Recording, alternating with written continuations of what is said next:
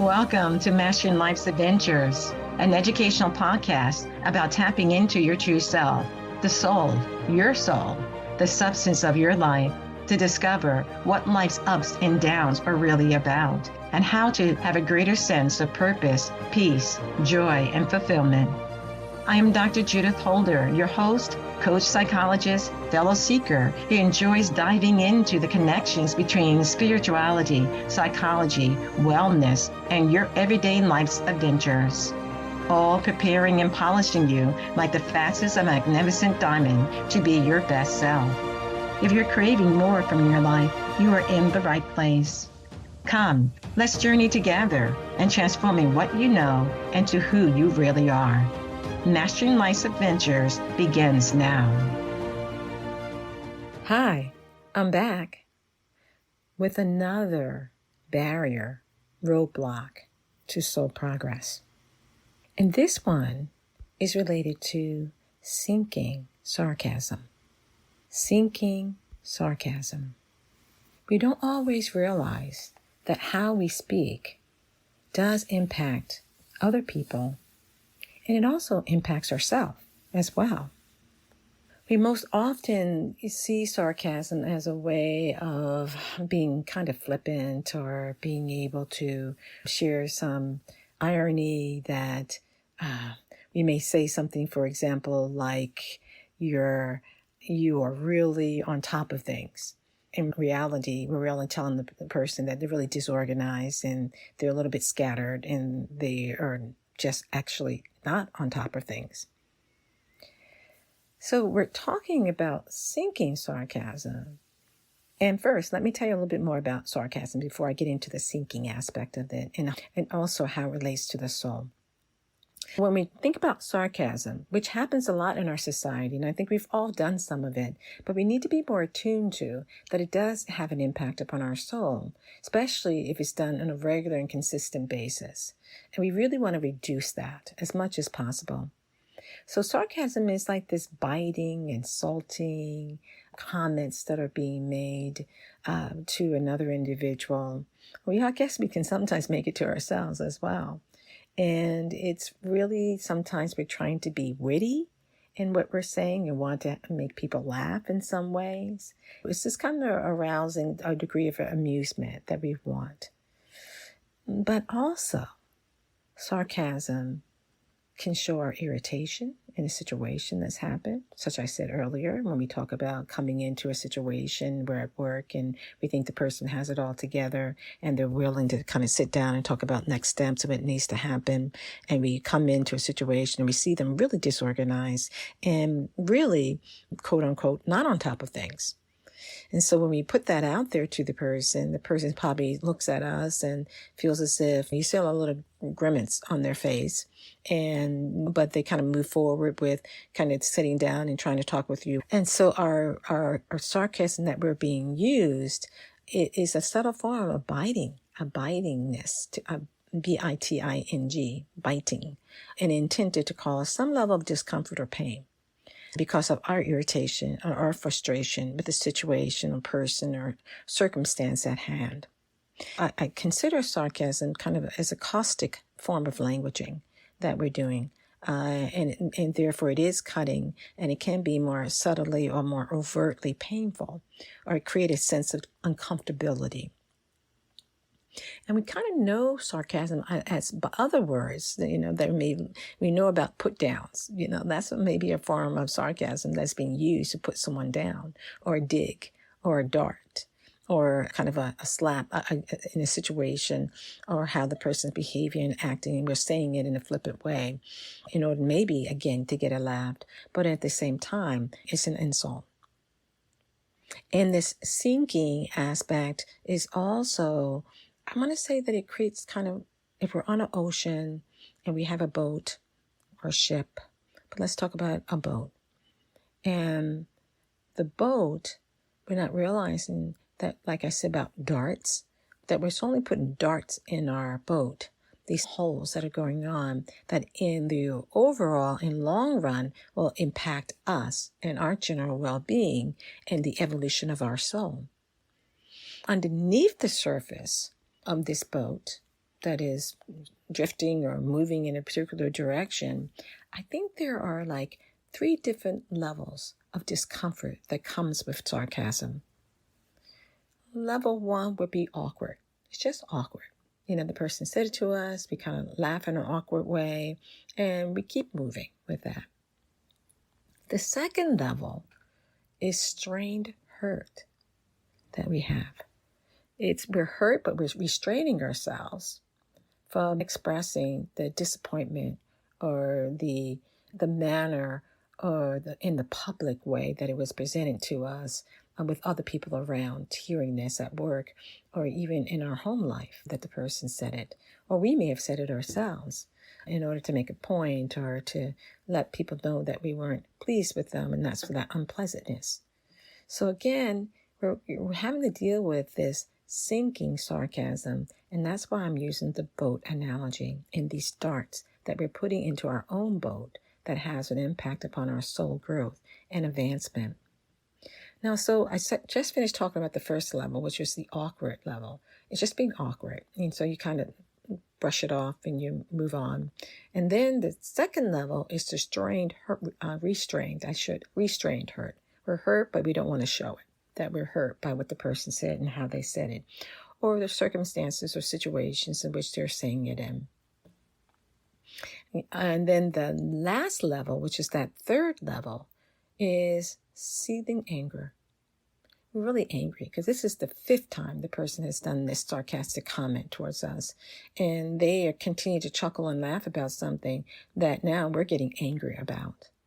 And our mild irritation is now turning into anger, and the other person is not aware of how much we're angry about them continuing to be sarcastic towards us.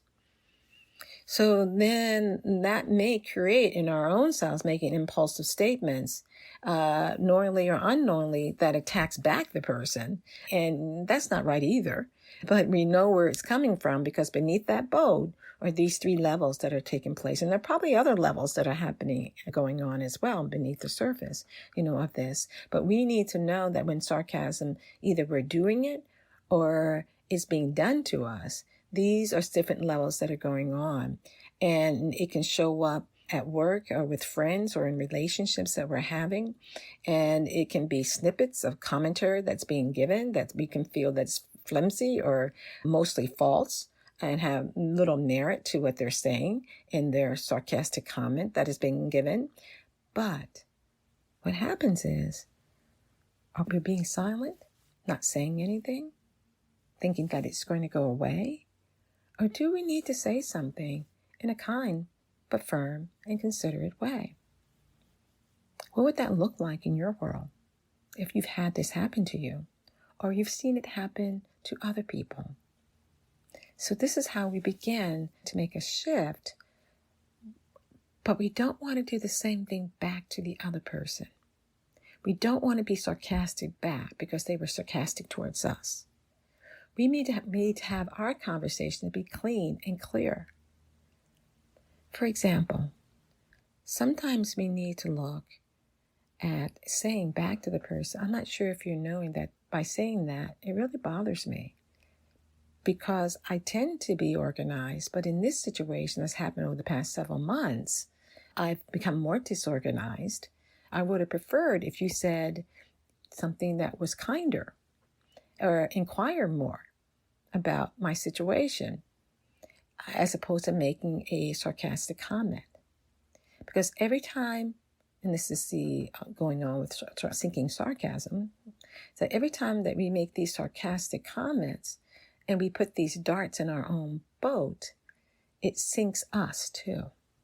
Not just the person who we're saying this to. It sinks us because we now have these little holes that are forming and water's coming into our boat.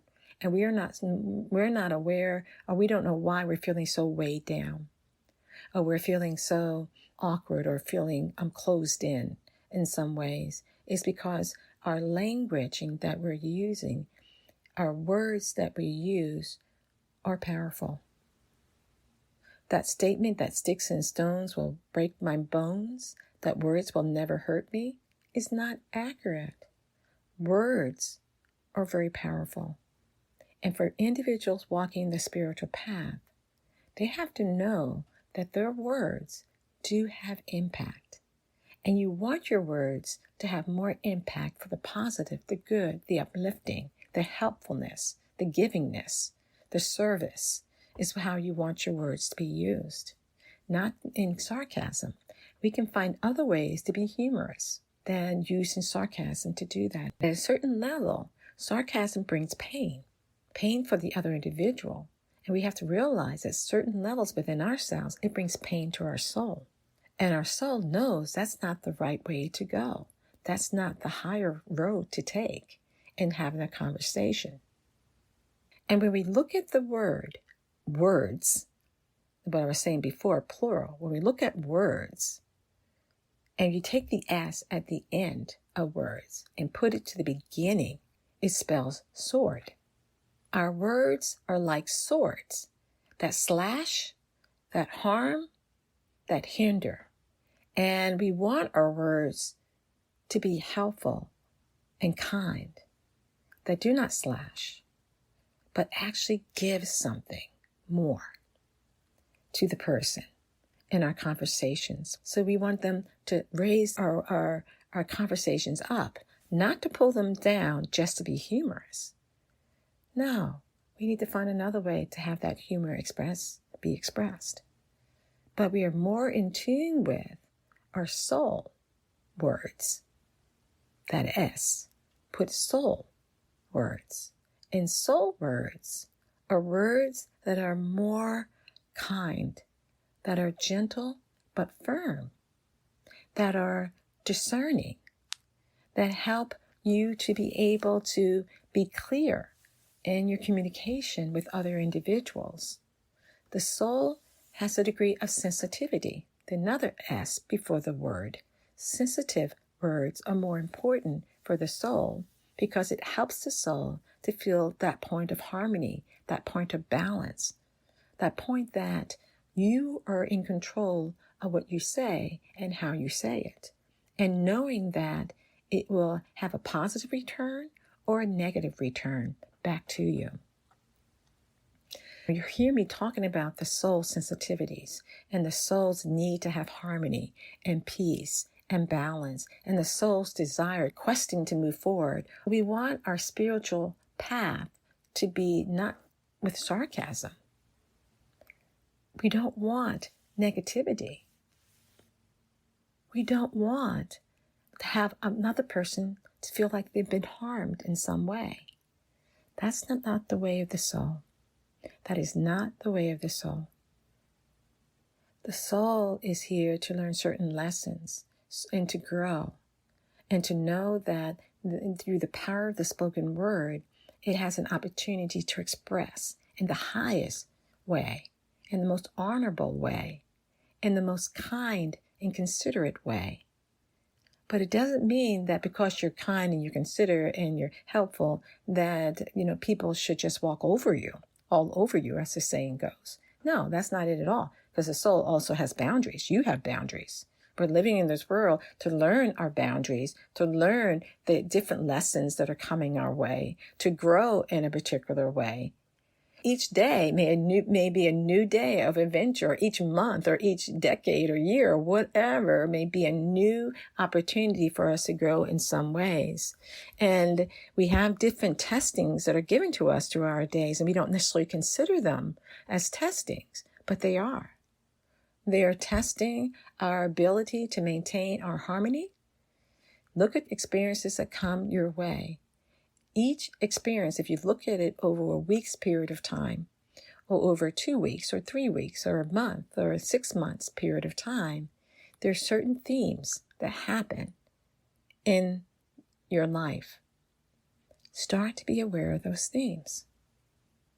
And when we are aware of them, then we become more intentional in our living, just as much as we need to be more intentional in our conversations and the words that we use.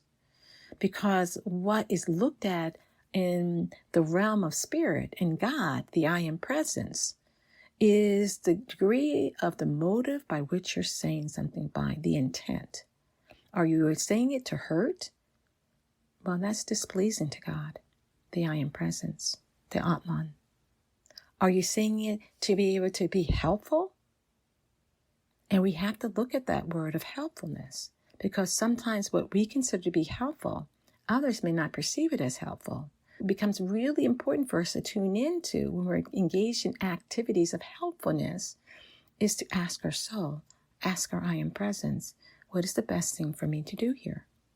What would be the most helpful thing for me to do? And it may surprise you. It may not be what you're thinking that you need to do, because the thinking part of ourselves may be ego bound or ego persona, as I've talked about in the past. And the ego persona says, well, you just do this. And then, people are going to have to praise and appreciate you for what you did. Well, the motive for what you just finished doing that by was to get attention and being pleased and getting appreciated. But that's not the way of those walking a spiritual path. That's not the way on which we're trying to intentionally live our life, and we're trying to live it from a point of givingness without expecting anything in return. We're trying to make sure we are being the best person that we can be, and that's where our words come in, either externally of how we're communicating and trying to move away from sarcasm, which ultimately, done in a consistent and regular way or irregular way, does sink our boat. It becomes sinking sarcasm that sinks our boat, not just hurting other individuals, but along us. So we're also kind of trying to balance this sinking sarcasm with being aware that there is soul words that can be used. The sword changes into soulfulness, soul awareness, that we're sensitive to be able to say, I don't want to say it this way. I need to say it this way. That's more helpful as I'm listening to my inner self and being guided. And when we have that greater connection to our soul, and we've talked about this in different episodes of being able to have that connection and how it shows up, connection to our soul allows us to know if we're walking the right path. Because our soul ultimate goal is to connect to the Christ aspect of ourselves, following the middle way, which was Jesus did. He followed the middle way, and he was asking us to be able to do as well. Or what Buddha did and his awareness about why there is suffering in the world, dukkha. Why is that in the world? And it's because our desires, is what he says, our inordinate desires. And sometimes those inordinate desires muddy up things. That's why we move into kind of a sense that we can say or do certain things and be okay. Because we're not seeing clearly that that's not really the way of the soul. That is not the languaging of the soul. That is not the behaviors of how I want to engage with the soul and other people's souls that are around me. So we're ultimately trying to, in a grander scheme of things, knowing that through the power of the spoken word and utilizing our words in the right way and not through sarcasm, that we instead not sink our boat, but allows us to float and to be able to be in a graciousness and ask God to guide us and guide our boat in the direction that it needs to go in. And that takes time. It takes observation. It takes an awareness that when sarcasm is happening to us or we're doing it, how do we need to either stop doing it or we need to be able to tell the other person that's not really helpful to me, the way you said that. And, is there something that you're wanting of me? Is there something, what's your ask of me? And sometimes, and we're not trying to do it, in a angry or frustrated, as I said, those levels beneath what happens with sarcasm, of that strained hurt, and that was like that level 1 of awkwardness, and level 2 of strained hurt, number 3 of being angry and having seething anger taking place. You don't want that. Always observant of how people impact us and how we're impacting other individuals, so that we can fine tune and tweak our conversations that we're having and our behaviors that we're engaging in. By doing that, then we're always on this evolutionary growth path, this evolutionary growing from yesterday's experiences, from the next day's experiences, from even future experiences that we engage in, that allows us to be able to be in attunement with our soul and in attunement with what is the right direction for me to move in here, that I find myself in, either with a person who is sarcastic to me or a person who disagrees with me or whatever it may be that's showing up in our world. We're attuned to our inner self, our soul self, to know what we need to do. We're always in that listening grace and asking questions internally for ourselves to be able to give forth an appropriate response or interaction that is growing us, not depleting or damaging or hurting ourselves or hurting someone else in any particular way. Because what happens is when we're not conscious and we're not intentional about how people's words impact us and how our words impact someone else, then we actually create a separation. And the sarcasm component here that we've been talking about, it does create this separation from our soul sensitivities and deeper connections with our inner self, because there is these 3 levels in between that's taking place that I just mentioned earlier. And if there is that seething anger, then it is the anger that creates the static between us and our soul. And if we're the ones who doing the sarcasm, then it creates what we're sending is irritation and frustration, or maybe points of anger as well, which is all creating pain for our soul. Because our soul knows that's not the right direction to move in, whether we're expressing sarcasm or we're receiving sarcasm. One of the things we want to do is protect our soul. Protect our soul by either speaking up or being able to help the person to understand this is not how you like to be spoken to, but you're not trying to do it in an angry way. Again, anger creates more fuel for burning. And you're trying to soothe things and to quiet things down and live a more balanced perspective about things. So one of my things I would request for you to do or for you to think about is, what is 1 or 2 phrases that I can have for times in which it's awkward and I don't know what to say, when there's sarcasm taking place or when there's some anger being kind of pushed your way. It's like, what can I say there that is a measured and harmonious statement, but true? And it helps to guard and protect my soul and my soul evolution and advancement. Something to think about.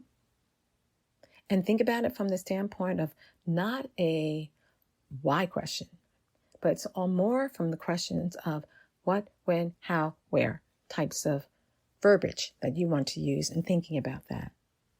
Give it some thought. Let me know your thoughts. Bye for now. Thank you for joining me for this episode on Mastering Life's Adventures, being your best self through soul evolution. If you have enjoyed what you've heard today, I would be delighted if you would share this episode with others, leave a thumbs up, and subscribe to my Mastering Life's Adventures podcast. Look forward to your joining the next episode. Please leave any comments or suggestions you might have below. Bye for now.